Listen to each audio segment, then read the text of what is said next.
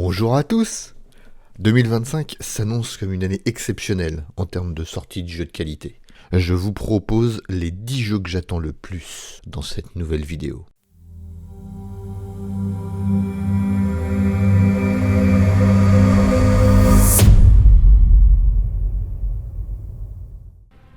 Allez, on commence par le premier incontournable qui sera disponible dès ce 28 février prochain, à savoir le méga hit Monster Hunter Wilds.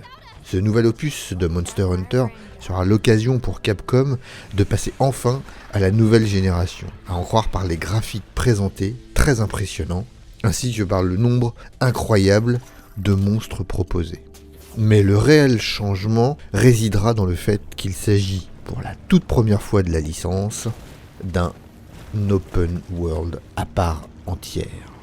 Il sera toujours possible de faire appel à des compagnons, mais aussi de jouer en coopération, cette fois-ci jusqu'à 4 joueurs. Ainsi, si vous rencontrez des difficultés en solo, vous appelez vos potes, et pouf, 2, 3, 4 joueurs, et vous pourrez à loisir battre, et rebattre et re-rebattre le monstre que vous n'avez pas pu tuer facilement tout seul.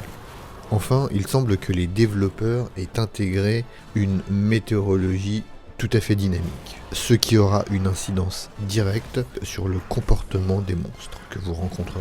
Je ne sais pas pour vous, mais je l'attends avec une énorme impatience. En deuxième, je vous propose l'autre gros morceau qui arrive dès le 20 mars prochain, en espérant qu'il ne sera pas reporté une troisième fois. Il s'agit bien évidemment d'Assassin's Creed Shadows. Alors tout comme Star Wars Outlaw, il a déjà fait couler beaucoup d'encre. Et on sait à quel point Ubisoft mise sur ce titre pour redorer son blason.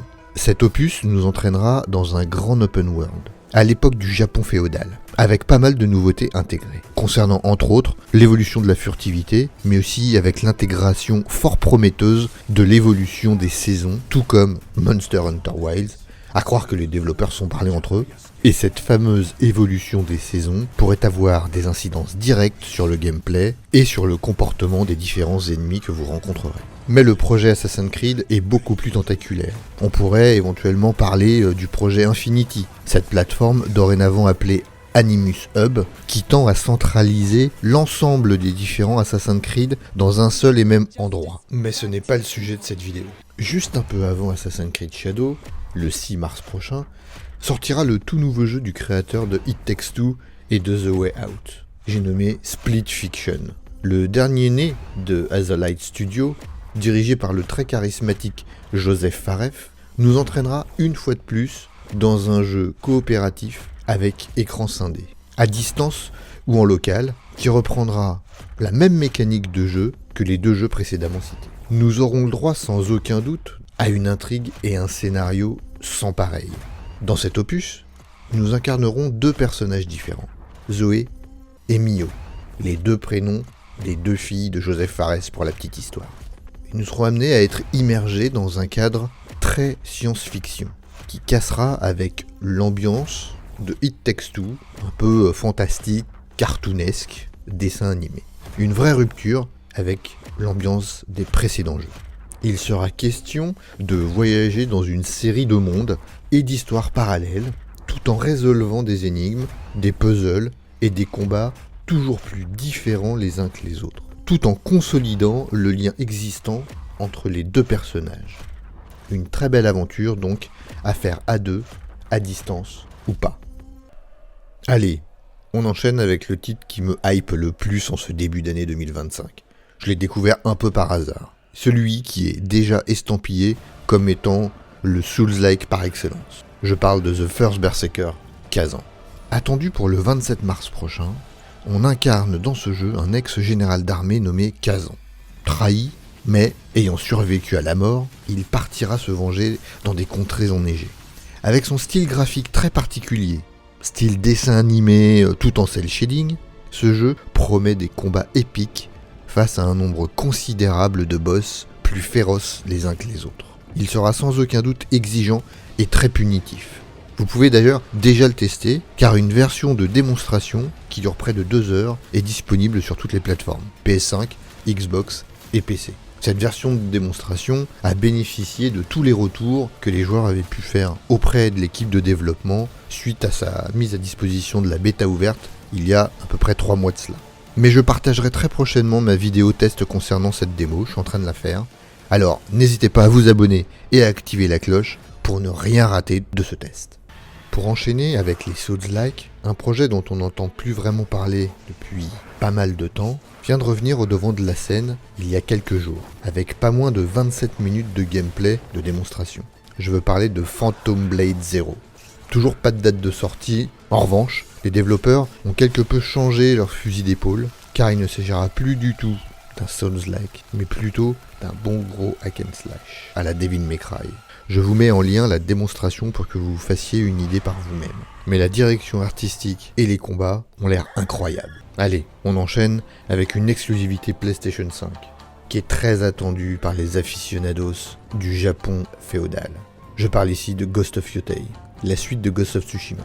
Cette histoire se déroulera près de 300 ans après l'aventure de Jin, héros majeur de Ghost of Tsushima. Cette fois-ci, on sera dans la région d'Hokkaido et nous incarnerons une jeune femme nommée Atsu, qui sera également une samouraï. Pour ne pas changer, la direction artistique semble fantastique et l'aventure, une fois de plus, phénoménale. Cette sortie restera à mon avis un incontournable de 2025 et je l'attends avec beaucoup d'impatience. Comme dit précédemment, 2025 sera une année exceptionnelle. Et elle sera sans aucun doute un retour aux sources pour la plupart des MMO. Annoncé initialement comme tel, Crimson Desert a fait un virage à 180 degrés. Et les développeurs ont décidé de revoir leur copie et d'en faire un jeu action-aventure solo qui s'annonce très prometteur. Il va s'inscrire comme un classique du jeu médiéval, avec son pendant très RPG, intégrant combat épique, mêlée, distance, magie, évolution du personnage, ça semble grandiose. Tous ces éléments dans un open world annoncé comme absolument immense promettent des heures et des heures de jeu fantastiques. Intégrant de multitudes de quêtes principales et annexes bien évidemment, avec beaucoup de possibilités de choix narratifs. Regardez la qualité des images, le jeu a l'air tout de même très joli et j'ai hâte de tester à la manette ce nouveau monde ouvert fantastique. Allez, on enchaîne avec un titre que j'attends peut-être le plus, qui est une énorme exclusivité Xbox. Je veux parler de la retour de la licence Fable. À l'époque de Fable 1, je me souviens, j'avais acheté la Xbox spécifiquement pour jouer à ce jeu. C'est dire comme je l'attends, comme un messie. Licence mythique, côté Xbox, les premières communications nous font penser qu'il faudra totalement laisser de côté ce qu'on connaît de cette licence. Nouvelle technologie oblige, les graphismes époustouflants seront de mise, comme vous pouvez le constater avec les images que je vous propose. Mais le style de jeu restera sensiblement équivalent. Un action RPG à la 3e personne qui nous proposera de découvrir des environnements plus ou moins naturels, mais on n'en sait pas beaucoup plus. Il n'y a pas encore vraiment eu de démonstration de gameplay digne de ce nom, mais les premières images me mettent vraiment en appétit. On peut compter sur la nouvelle équipe de développement pour intégrer une multitude de quêtes annexes et distiller ça et là des petits lieux secrets, explorer de nouvelles zones, trouver des nouveaux monstres, bref, des tas de petits détails intéressants un peu partout dans cet open world.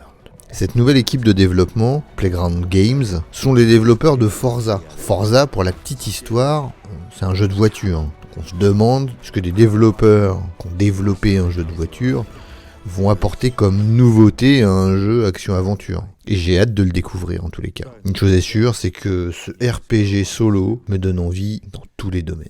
Ah, mais je vous sens chaud comme la braise, aiguisé comme une lame, pointu comme un couteau. Alors je vais vous parler d'une autre licence incontournable d'Xbox, qui rentre dans ce top 10. Je vous parle ici d'une licence monumentale, j'ai nommé Gears of War. Un nouvel opus, sous-titré E-Day pour Emergence Day, dans lequel nous découvrirons l'émergence des locustes. Il se positionne comme un préquel à la série initiale, plus précisément 14 ans avant le premier jeu.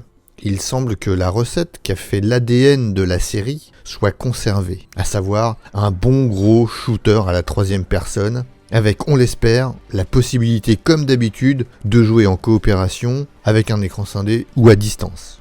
En revanche, les développeurs ont souligné le fait qu'ils désiraient modifier un tantinet l'ambiance générale. Donc ce nouveau jeu sera sans doute beaucoup plus sombre et bien plus oppressant que dans les précédents opus. Même si on va pas se rapprocher d'un Dead Space qui est vraiment horrifique. Néanmoins, le jeu risque d'être une grosse claque, tant dans sa réalisation que dans ses combats bien bourrins, comme il faut, comme à son habitude, comme on a envie de le voir. Et enfin, on finit en beauté, avec le titre le plus attendu par toute la communauté gaming en cette année 2025.